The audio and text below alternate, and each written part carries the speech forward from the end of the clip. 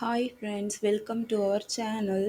இப்போ நம்ம எந்த வீடியோ பார்க்க போகிறோன்னா, கத்திரிக்காய் செடியை பற்றி தாங்க பார்க்க போகிறோம்.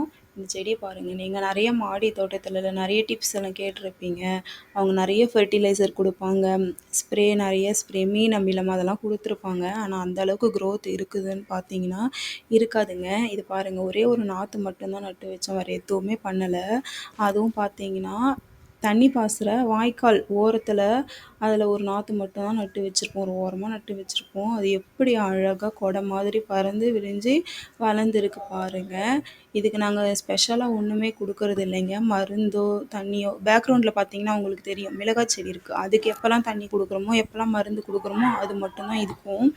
வேறு எதுவுமே ஸ்பெஷலாக ஸ்ப்ரேலாம் கிடையாது. ஆனால் பூச்சி தாக்குதலுக்கு மட்டும் அப்பப்போ ஸ்ப்ரே பண்ணுவோம் ஃப்ரெண்ட்ஸ். அதுக்கப்புறம் வேறு எதுவும் கிடையாது. வீடியோ உங்களுக்கு யூஸ்ஃபுல்லாக இருந்திருக்கும்னு நினைக்கிறோம். உங்களுக்கு இந்த வீடியோ பிடிச்சிருந்தனா லைக் பண்ணுங்கள், ஷேர் பண்ணுங்கள் அண்ட் சப்ஸ்கிரைப் பண்ணுங்கள். தேங்க்யூ ஃபார் வாட்சிங்.